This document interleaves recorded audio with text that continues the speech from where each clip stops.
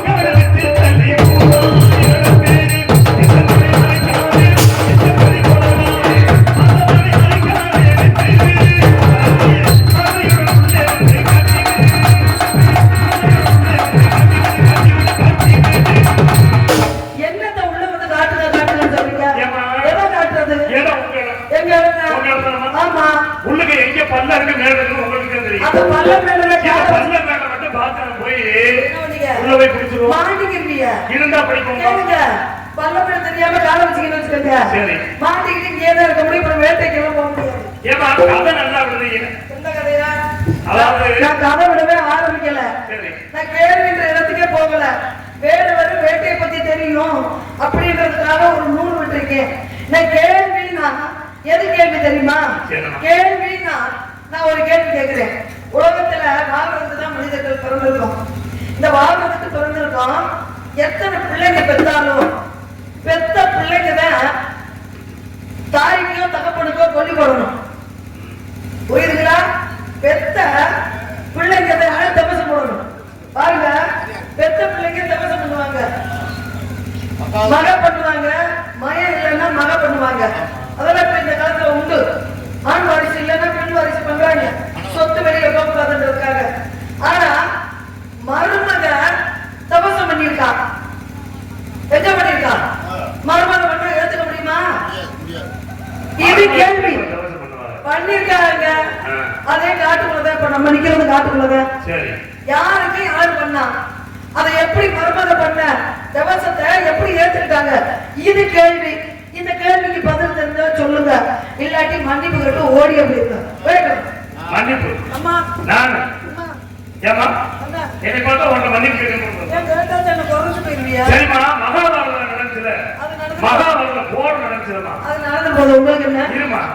என்கிட்ட நீ கேள்வி கேட்கும் போது இடிக்குது, நான் கேட்ட கசக்குது. அது எந்த காலத்துல நடந்தது, நாம எந்த காலத்துல பிறந்திருக்கோம்? அப்புறமா திரேதா திரேதா துபாபரி கலியுகம். திரேதாயுகத்துல நடந்தது ஹரிச்சந்திர கதை, திரேதாயுகத்துல நடந்தது ராமாயண கதை, துபாபரியுகத்துல நடந்தது நீங்க சொன்ன மகாபாரத கதை. இது கலியுகம். கந்தனுடைய சிறப்பை சொல்ல வந்திருக்கிறோம். அங்கே நடந்துச்சு அப்படின்னா நடந்தது போது உங்களுக்கு என்ன? சரி, அது போயிட்டு போதுமா. இப்ப நீ சொன்ன மாதிரியே நான் சொல்றேன். என்ன ஒரு சொல்லிய? இப்ப தருமன் பீமன் சகாதேவன் நகுலேன் இவங்கெல்லாம் எப்பமா இருந்தாங்க? எப்பமா இருந்தாங்க? எப்ப இருந்தாங்க? நானும் மகாபாரதம் உங்களை கேட்கணும். நான் ஒரு சொல்லுக்கு நீங்க மகாபாரதம் கேட்கிறீங்க, நான் ஒரு சொல்லுக்கு சொல்லுங்க. அப்ப நான் கேட்கிறேன், மகாபாரதத்துல போர் நடந்துச்சுல, யாராருக்கு நடந்துச்சு?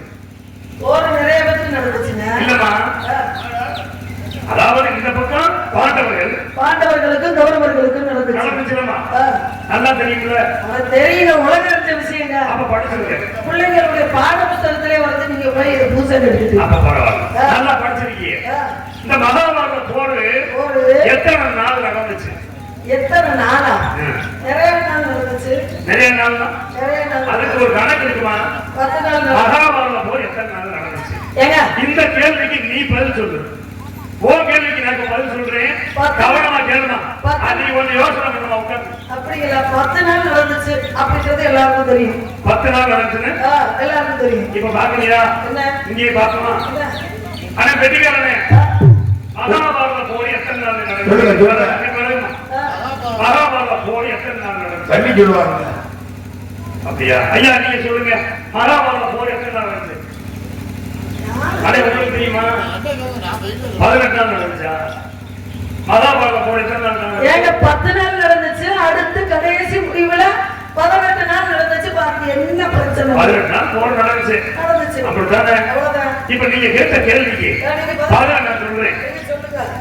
அதாவது அர்ஜுனனை பத்தி கேட்கும் போது அந்த பதுமை எனக்கு தெரியும் போது அந்த கழுத்து தெரியுது குருவேன்னு சொன்னேன். சுருக்கமா சொல்லிக்கிறேன்.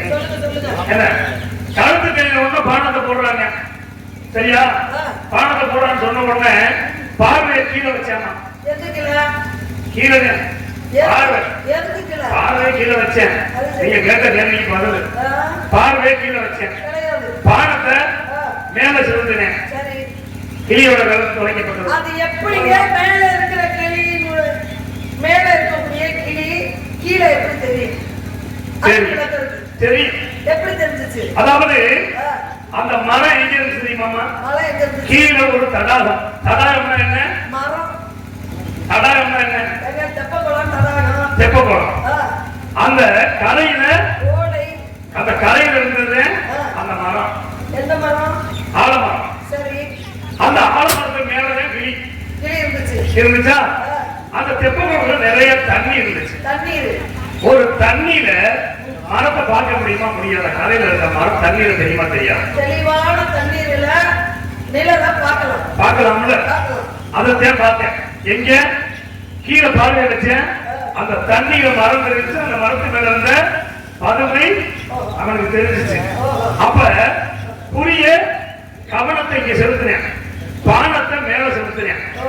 அப்ப இவனுடைய பானமாகப்பட்டது கீழே பார்த்து மேல செலுத்தி, ஏன்னா அது பெரிய வில்லாளி அர்ஜுனன்.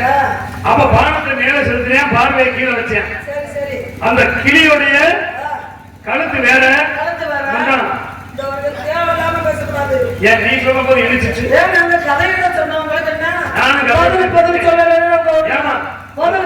நீ மட்டும் சொன்னீங்கம்மா, அதே மாதிரி நானும் சொல்றேன். அந்த கிளியுடைய கழுத்து வேற முட்டை வேலையா போச்சுமா? கேள்விக்கு பதில் இப்ப நான் கேட்ட கேள்வி பதில் சொன்னா நல்லா ஓரளவு புரட்டிருக்கீங்க. சரி, ஏத்துக்கக்கூடிய விஷயம்னா ஏத்துக்கலாம்.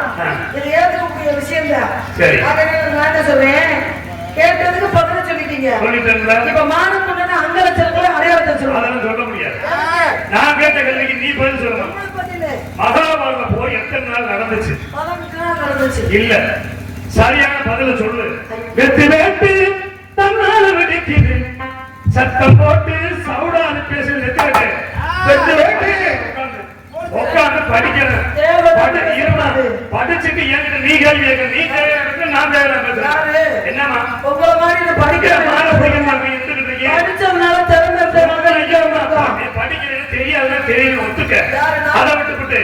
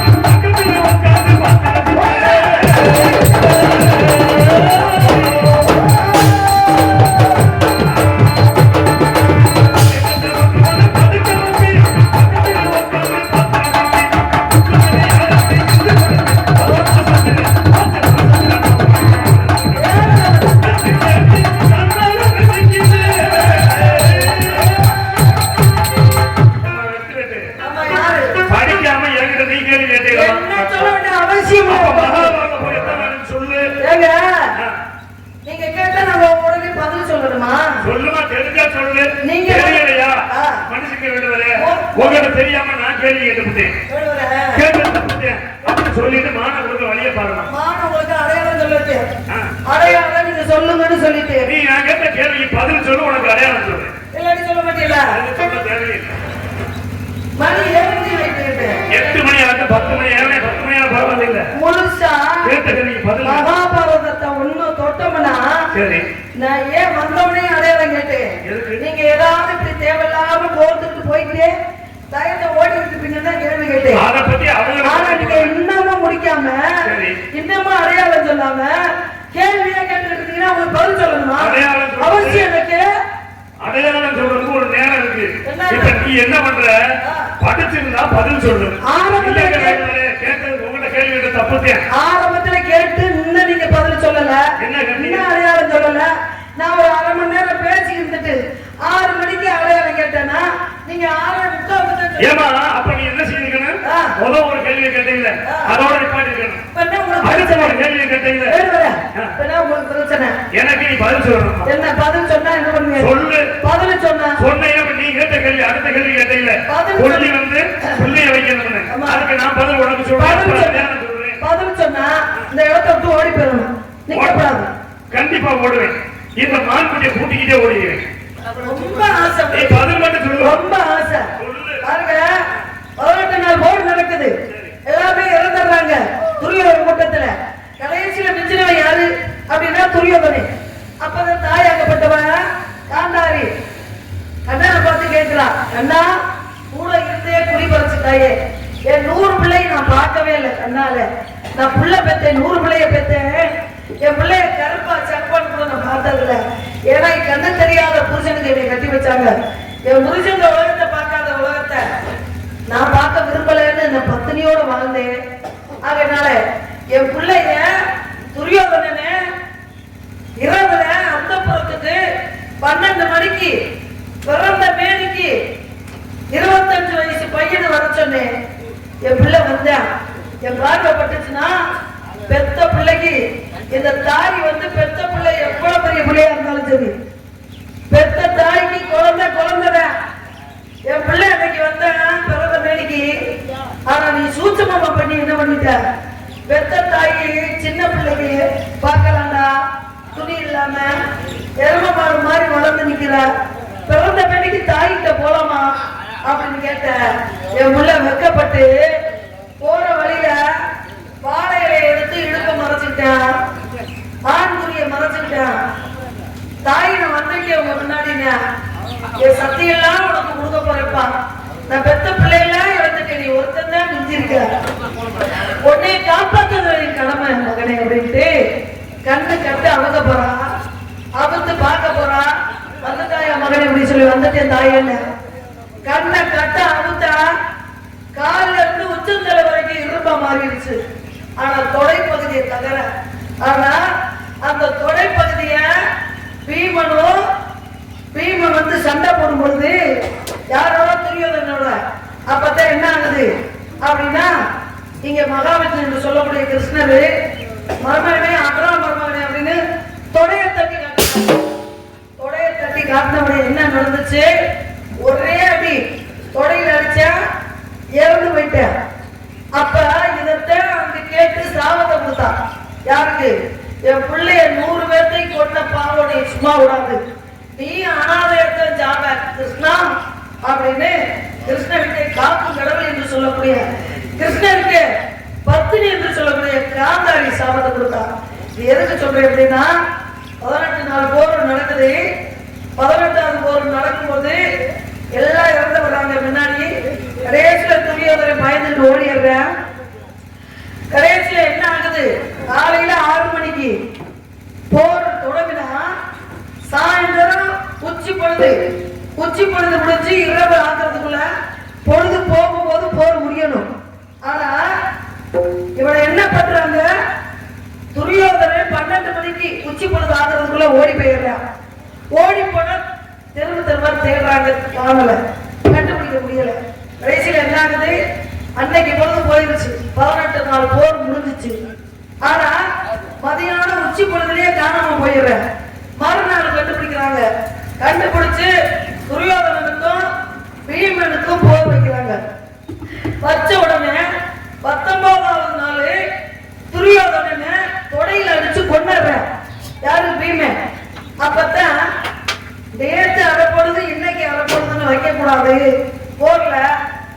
நேற்று முடிஞ்ச அரைப்பொழுதையும் 19வது நாள் கொண்ட அரைப்பொழுதையும் சேர்த்து தூக்கி 18 நாள் போராது முடிச்சு இந்த கதையை முடிக்கணும்டா அப்படின்னு சொல்லி 19வது நாள் போர்ல பாதி பொழுதை எடுத்து 18 நாள் பாதி பொருளை எடுத்து அங்கே சேர்த்து 18 நாள் போரா முடிச்சாங்க. எழுதப்பட்டது கதையில. அதனால 19 நாள் போர் நடந்திருந்தாலும் 18 நாள் அப்படின்றது முடிவு எழுதப்பட்டது. இதுதான் நீங்க கேட்ட கேள்விக்கு உண்டான பதில். உண்மைங்க, சத்தியமா முக்காது உண்மை. உண்மைங்க, உண்மை. நான் சொல்றது உண்மை, சொன்னது உண்மை. உண்மைதான். உண்மைதானே? ஏன்னா எதிராளியா இருந்தாலும் உண்மையை ஒத்துக்கிறேன். அடையாளத்தை இன்னொரு விஷயம் கேட்டீங்கல்ல, கேட்டிருக்கீங்கல்ல, அதுக்கு பதில் சொல்லுங்க சுருக்கமா. சொல்லுமா, நல்லா கேளுங்க. சொல்லுங்க. இது எங்க நடந்துச்சுன்னா ராமாயணத்துல. ஏன்னா பெத்த பிள்ளையில தேவசம் கொடுப்பாரு. ஆனா ராமாயணத்துல ராமரே லட்சுமணே சீதை 3 பேரும் வனவாசம் போறாங்க. வனவாசம் போன இடத்துல நதிக்கரையில என்ன நதிக்கரை? பல்முனி நதிக்கரை.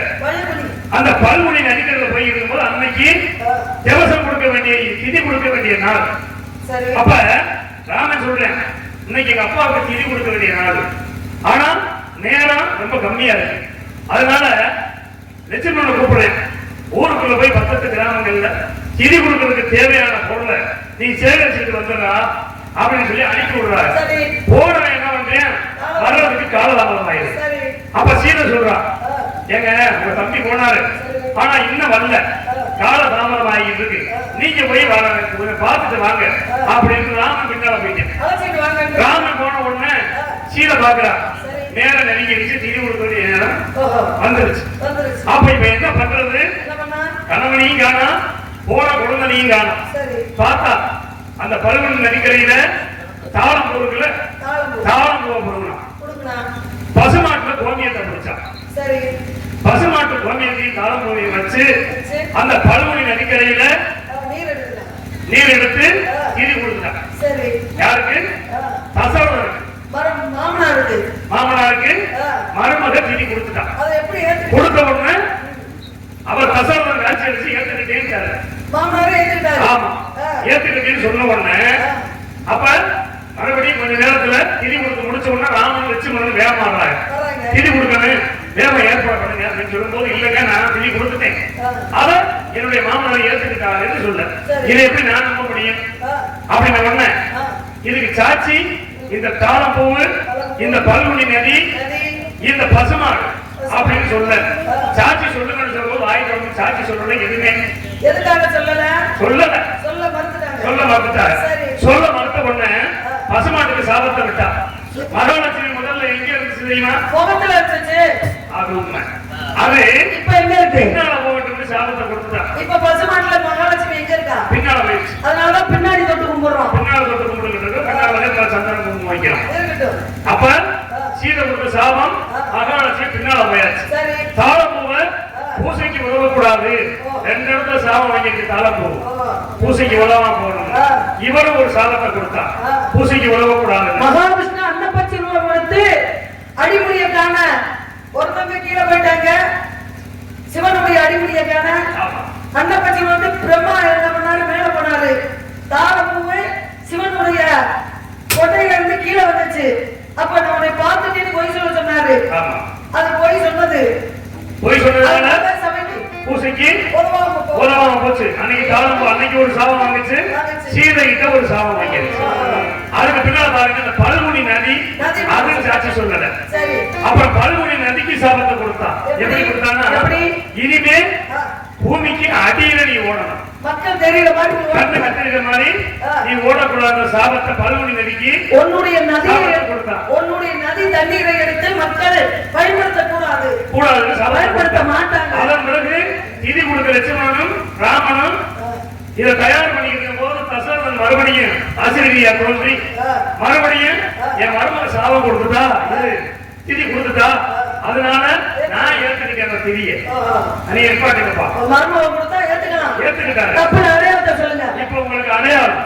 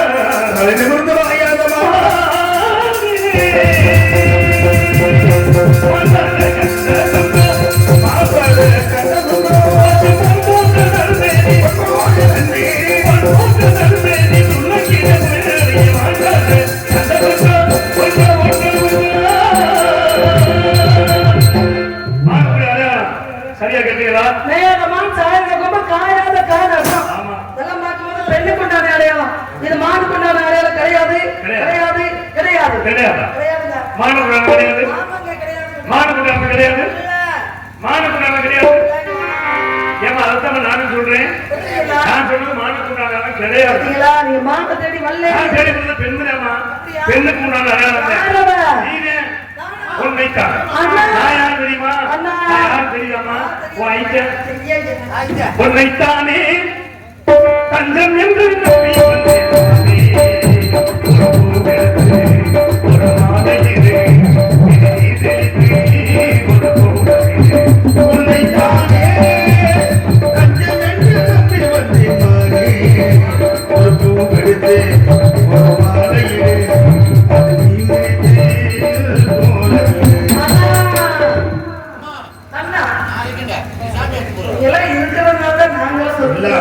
எம்பெருமான் முருகனுடைய திருவிளையாடலம்மா. ஒருத்தர் வந்தாரு, ஒண்ணு கொண்டு அவனுக்கு கட்டி வைக்க போறேன்னாரு. இப்ப எப்படி ஒழிப்பா பேசுது? எப்ப இருக்குது ஒழிப்பா? சாமி வந்தா சரியாகும் அப்படின்னு நான் நினைக்கிறேன். படிக்கிறோமா? மனம் படைத்தே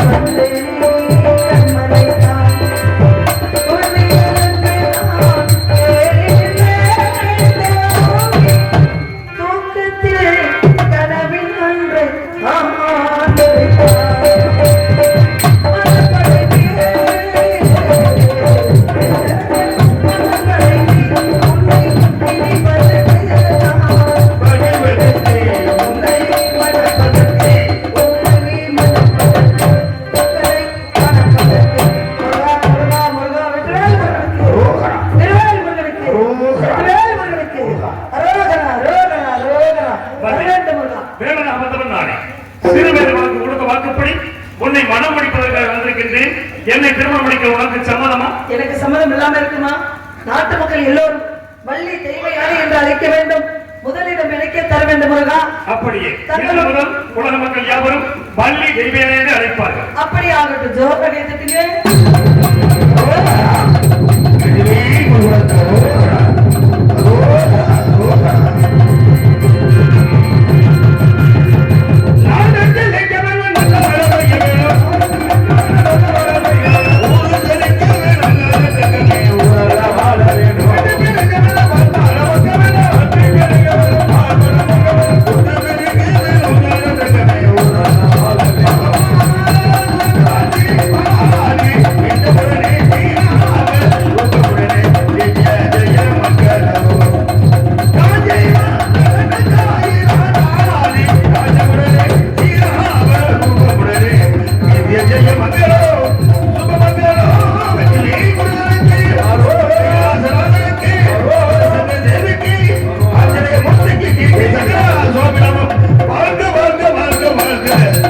Mangalam,